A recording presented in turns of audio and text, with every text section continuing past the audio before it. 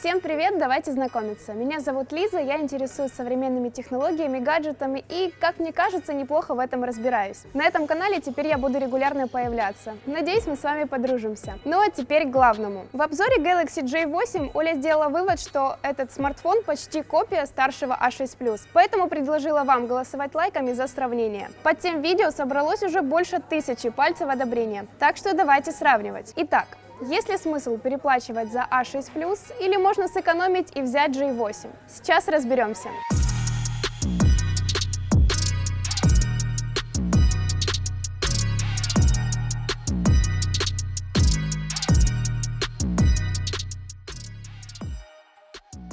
Дизайн. Тут отличие самое явное. У J8 более простое оформление корпуса, тогда как в A6 Plus интереснее обыграли камеры. И антенны тоже задействовали. Материалы разные. У восьмерки пластик, а у шестерки металл. Последний холодит руку и воспринимается дороже, но тут и J8 не сильно уступает. Да, на ощупь сразу понимаешь, что это пластик, но при этом корпус собран очень хорошо. Нет тут никаких намеков на гуляющие слабые места. Он прочный, жесткий и даже чуть-чуть увереннее держится в руке за счет шероховатой поверхности. С фронтальной стороны A6 Plus отличается скругленными углами экрана, и это симпатичнее прямых линий Джейки.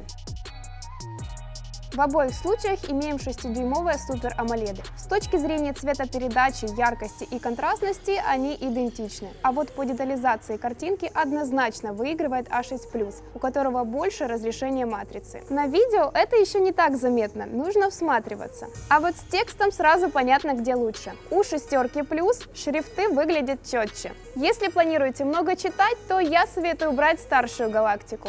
Кроме вышеупомянутых углов и разрешения, Galaxy A6 Plus выделяется поддержкой функции Always On Display. Кто не в курсе, это возможность выводить на выключенный экран разную полезную информацию. Для этого Super AMOLED матрице нужно минимум энергии, поэтому функция почти не тянет заряд батареи. С железом, производительностью и системой все просто, отличий нет. У смартфонов общая платформа Snapdragon 450, по 32 гигабайта памяти и по 3 оперативки. Следовательно, скорость работы ОС и возможности запуска игр у них одинаковые. Напомню, что в первом случае смартфоны справляются хорошо, показывают плавную анимацию и редко огорчают лагами. Во втором сценарии, то есть игровом, можно рассчитывать на минимальные настройки графики, иногда средние, как в танках, например.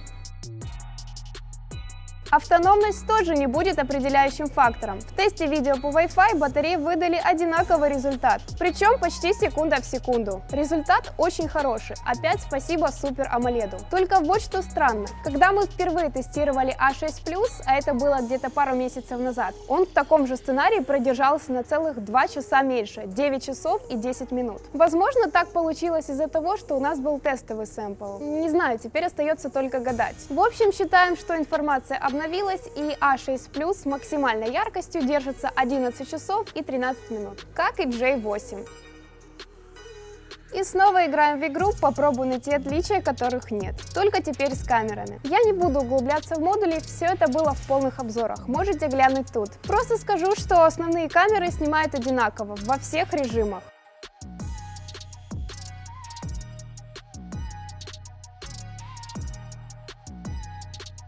Надежда была разве что на фронталке. Тут 16 мегапикселей против 24. Но на деле вторая немного выигрывает только в помещении. И то чуть-чуть.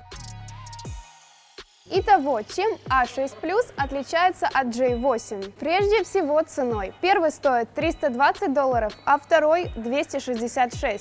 За $54 разницы вы получаете более яркий дизайн, куда входит металлический корпус и скругленные углы экрана, выше разрешение матрицы, Always On Display и козырь, который я оставила под конец, модуль NFC. Теперь у нас есть конкретный перечень преимуществ A6 Plus, и уже можно подумать, стоит ли переплачивать, когда изначально хотите J8. Если дизайн восьмерки полностью устраивает, а металл или пластик не важно, потому что все равно смартфон будет в чехле, то первые пункты списка отпадают. Разрешение матрицы больше всего заметно на шрифтах. Лично я в основном смотрю видео и картинки в соцсетях и не сильно увлекаюсь чтением на смартфоне. Поэтому это еще один минус из перечня. Остаются только два преимущества. Если вы не знаете, зачем вам этот Always On Display и спокойно расплачиваетесь наличкой, не желая осваивать NFC, то на этом все преимущества Galaxy A6 Plus заканчиваются. В этом случае нет смысла переплачивать 50 с лишним долларов и лучше брать J8. Получите почти такой же 6-дюймовый AMOLED, железо, камеры и классную автономность. А остаток можно спрятать в заначку на Черную пятницу в Конфе и выхватить что-то по скидке. Кстати, по ссылке в описании можно оформить подписку на нашу email-рассылку, чтобы первым получать информацию о самых крутых предложениях. Надеюсь, это видео было вам полезно, и если это так, то ставьте лайк, подписывайтесь и жмите колокольчик. Мы часто делаем интересные сравнения. Вот, кстати, еще парочка, где между собой соревнуются iPhone 10 с 10s Max,